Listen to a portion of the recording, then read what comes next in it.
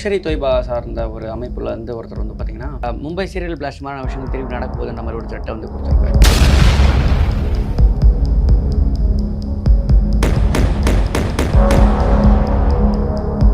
Pakistan Israel உறவு வலுவாகிட்டு இருக்குது இன்னைக்கு. பல இஸ்லாமிய நாடுகள் வந்து இஸ்ரேலோட உறவில் ரொம்ப வலுவாக இருந்துகிட்டு இருக்காங்க. இது இன்றைய புவிசார் அரசியலில் வந்து இஸ்ரேலை வந்து ஒதுக்கி தள்ளிட்டு எந்த நாடும் போக முடியாது. காசாவில் வந்து இஸ்ரேலோட அட்டூழியங்களை கண்டித்து ஐநா சபையில் கொண்டு வந்த தீர்மானத்தை ஒரு நாள் கழித்து தான் இந்தியா கையெழுத்து போகும். இஸ்ரேலோட இந்தியாவோட உறவு என்பது பாலஸ்டைன் சென்ட்ரிக்காக இருந்தது. இப்போ அது மாறி இருக்குது, இஸ்ரேல் சென்ட்ரிக்காக மாறுது. புவிசார் அரசியல் பாலஸ்தீனத்தை இந்தியா ஆதரிக்குது. ஆனால் இஸ்ரேல் செய்யக்கூடிய அட்டூழியங்களுக்கு எதிரான இந்தியாவோட கண்டனங்கள் என்பது ஒன்று மியூட்டாக இருக்குது, இல்லைன்னா நாம்கி ஆவாஸாக இருக்குது. நேருவின் டேஸ்லேருந்து அதுக்கு பிறகு மன்மோகன் சிங் பீரியட் வரைக்கும் ஒரு தொடர்ச்சி இருந்தது. இன்றைக்கி மாறி இருக்குது. நாளைக்கு யார் ஆட்சிக்கு வந்தாலுமே இதை ரிவர்ஸுக்கு போகிறது அவ்வளோ ஈஸி.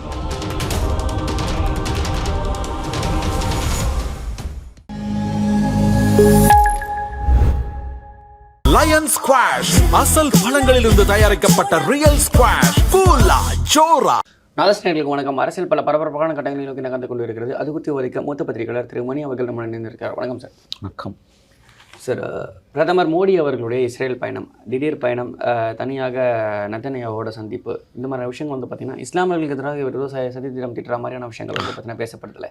அதுக்கான வாய்ப்பு இருக்கா? அப்படிலாம் கிடையாது. அது தவறான பார்வை. அது இன்றைக்கி இருக்க புவிசார் உலகத்தில் வந்து இஸ்ரேலோட உறவை வந்து எந்த நாடும் தவிர்க்க முடியாது. அதை முதல்ல புரிஞ்சுக்கணும். ஏற்கனவே இந்த பாகிஸ்தானும் இஸ்ரேலோட உறவில் இருக்குது. பாகிஸ்தான் இஸ்ரேல் உறவு வலுவாகிட்டு இருக்குது இன்றைக்கி. அதை புரிஞ்சுக்கோங்க. நீங்கள் பல இஸ்லாமிய நாடுகள் வந்து இஸ்ரேலோட உறவில் ரொம்ப வலுவாக இருந்துகிட்டு இருக்காங்க. அப்ரஹாம் அக்கார்டுன்னு ஒன்று ட்ரம்ப்போட முதல் பீரியடில் போட்டாங்க, 2016 and 20 பீரியடில். அதில் பார்த்தீங்கன்னா வந்து கூகுள் பண்ணிங்கன்னா வரும். அப்ரஹாம் அக்கார்டில் வந்து UAE இருக்குது, இன்னும் சில இஸ்லாமிய நாடுகள் இருக்குது, மொராக்கோ இருக்குது. அவங்க வந்து இன்றைய புவிசார் அரசியலில் வந்து இஸ்ரேலை வந்து ஒதுக்கி தள்ளிட்டு எந்த நாடும் போக முடியாது. இந்தியாவோட நம்பர் 1 எனிமையாக கருதப்படுகிற பாகிஸ்தான் இஸ்ரேலோட இன்றைக்கி அதீதமான உறவில் இருக்குது. ஆகவே பல இஸ்லாமிய நாடுகள் இன்றைக்கி வந்து இஸ்ரேலோட உறவில் இருக்காங்க. இஸ்ரேலோட நம்பர் 1 எனிமி வந்து இன்றைக்கி ஈரான்.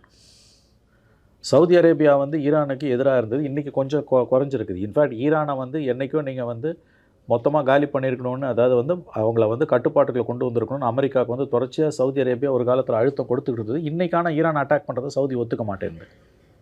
ஏன்னா சவுதி பேசிஸில் இருக்கக்கூடிய யூஎஸ் ட்ரூப்ஸ் அவங்க அடிப்பாங்க, ஈரான் அடிப்பாங்கன்ற அந்த ஒரு காரணம் இருக்குது.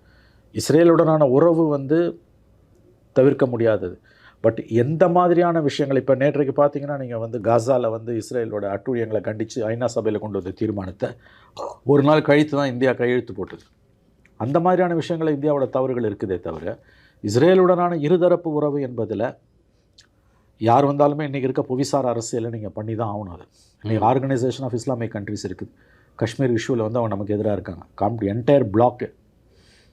என்டையர் இஸ்லாமிக் பிளாக், அதில் ஆர்கனைசேஷன் ஆஃப் இஸ்லாமிக் கண்ட்ரீஸில் வந்து கிட்டத்தட்ட 60 நாடுகளுக்கு மேலே அனுமதி இருக்காங்க. அந்த என்டையர் பிளாக் வந்து நமக்கு எதிராக இருக்குது. காஷ்மீர் இஷ்யூவில் காஷ்மீரில் வந்து நீ பிளபிசைட் நடத்து, பாகிஸ்தானுக்கு தான் சொந்தம், இந்த மாதிரியான நிலைப்பாட்டை இந்தியாவோட கண்ட்ரோலில் காஷ்மீரில் ஒப்புக்கொள்ளாத ஸ்டாண்டு தான் ஆர்கனைசேஷன் ஆஃப் இஸ்லாமிக் கண்ட்ரிஸ், OICயோட ஸ்டாண்டு. பாகிஸ்தான் ஸ்டாண்டை தான் OIC எடுத்திருக்கு இன்றைக்கி. அப்போ இந்தியாவோட புவிசார் அரசியலில் வந்து நம்ம வந்து நிரந்தர நண்பர்களும் இல்லை, நிரந்தர பகைவர்களும் இல்லை. நிரந்தர no permanent enemies are no permanent friends, only permanent interests. அப்போ நீங்கள் அதை பார்க்கும்பொழுது வந்து இன்றைக்கி எல்லாம் நான் அதைத்தான் சொல்கிறேன். ஏதோ இந்தியா இன்றைக்கி ரிலேஷன்ஷிப் வச்சுக்கிறத குறைச்சோம், பாகிஸ்தான் வச்சுருக்கேன். நம்மளோட ஒரு படி மேலே போனான் அவன். இன்னும் அதீதமான தூதரக உறவுகளை மேற்கொண்டுட்டாங்க அவங்க. பாகிஸ்தான் இஸ்ரேலோட ப்ராக்சிமிட்டி இந்தியாவுக்கு ஆபத்து. ஸோ இப்படி ஆமாம், இந்த செக் அண்ட் பேலன்ஸில் தான் டிப்ளமசின்றது, ராஜதந்திரன்றது மூவ் பண்ணிக்கிட்டே இருக்குது.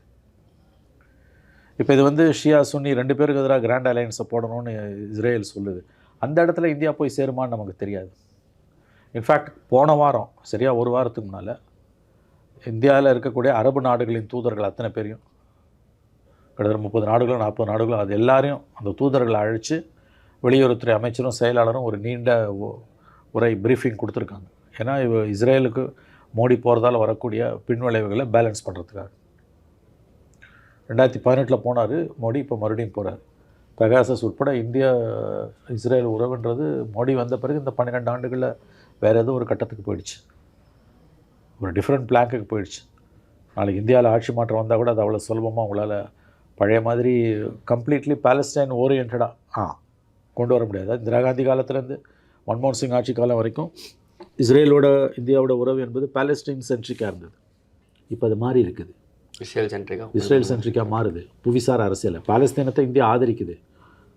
ஆனால் இஸ்ரேல் செய்யக்கூடிய அட்டூழியங்களுக்கு எதிரான இந்தியாவோட கண்டனங்கள் என்பது ஒன்று மியூட்டாக இருக்குது, இல்லைன்னா நாம்கி ஆவாஸாக இருக்குது.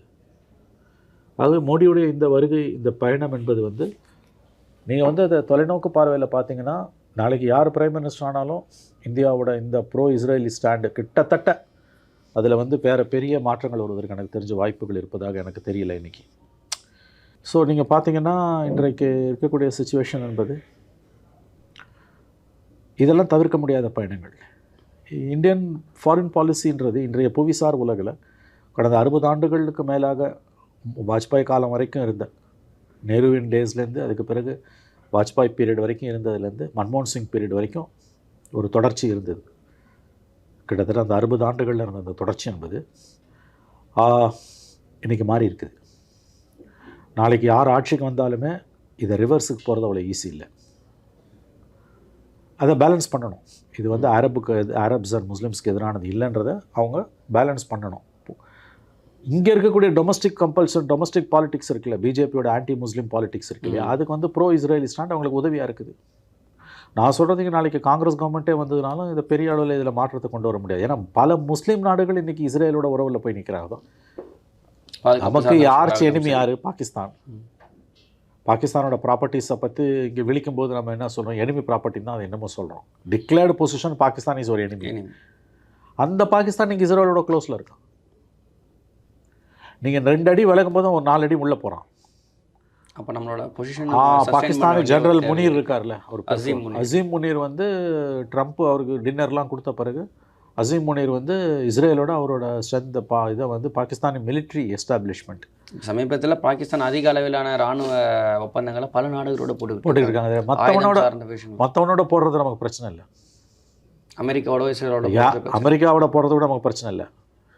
ஒரே ஒரு கண்ட்ரியோட அவன் க்ளோஸ் ஆகிறான்னா அது ரொம்ப டேஞ்சரஸ். இஸ்ரேலோட அவன் ஓப்பனாக ஏங்க காசாவில் வந்து அமைதி படைக்கு ட்ரூப்ஸ் அனுப்புன்றாங்க பாகிஸ்தானு. எவ்வளோ பெரிய விஷயம் யோசிச்சு பாருங்கள். இந்தியா அனுப்பாது, இது வரைக்கும் முடிவு பண்ணல.